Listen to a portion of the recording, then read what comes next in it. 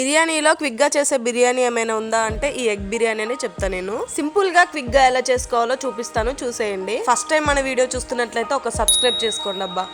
Process లోకి వెళ్తే first అయితే ఎగ్స్ ని బాయిల్ చేసుకోవాలి.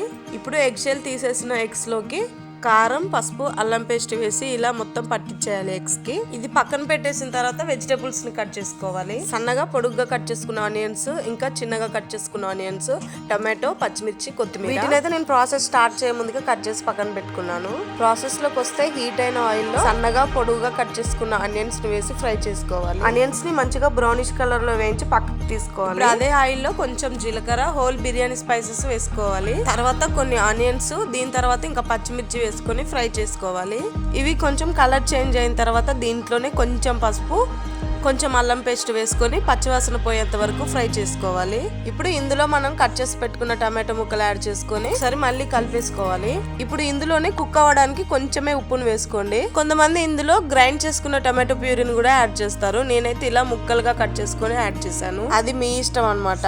నెక్స్ట్ ఇందులో మీ కారానికి సరిపడినట్టు కారాన్ని యాడ్ చేసుకోండి. ముందే ఇందులో పచ్చిమిర్చి యాడ్ చేసాము, చూసి వేసుకోండి. నెక్స్ట్ మళ్ళీ కలుపుతూనే ఉండండి.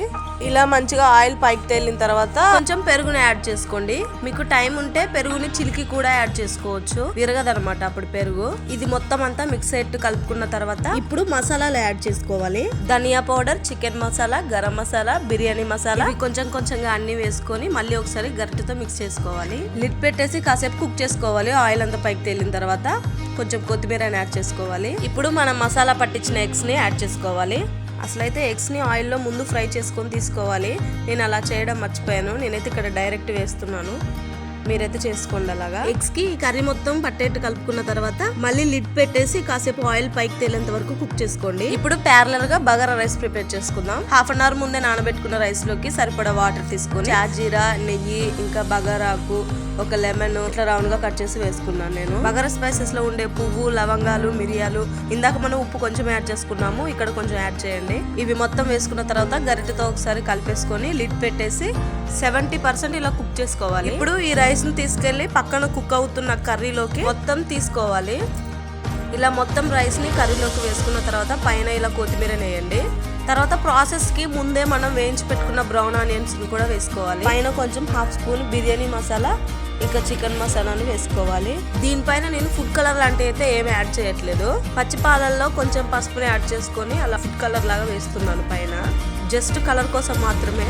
తర్వాత ఒక లిడ్ ని పెట్టేసి ఒక 5 minutes లో ఫ్లేమ్ లో కుక్ చేసుకుంటే మన ఎగ్ బిర్యానీ అయితే రెడీ అయిపోయింది. ఇక్కడ చూడండి, పచ్చిపాలలో నేను పసుపు వేసుకొని ఫుడ్ కలర్ లాగా అలా పైన వేసాను. బిర్యానీ చూడండి ఫుడ్ కలర్ వేసినట్టుగానే ఎంత కలర్ఫుల్ గా కనిపిస్తుందో. అండ్ రైస్ కూడా మంచిగా పొడి పొడిగా కుక్ అయింది. ఇక్కడైతే నేను ఆల్మోస్ట్ ఎప్పుడు బిర్యానీ చేసినా కూడా నార్మల్ రైస్ తోనే ప్రిపేర్ చేస్తాను ఎగ్ బిర్యానీ. మీరు బాస్మతి రైస్ తో కూడా ప్రిపేర్ చేసుకోవచ్చు. ఇలా చేసినా అదే టేస్ట్ ఉంటుంది, అలా చేసినా అదే టేస్ట్ ఉంటుంది.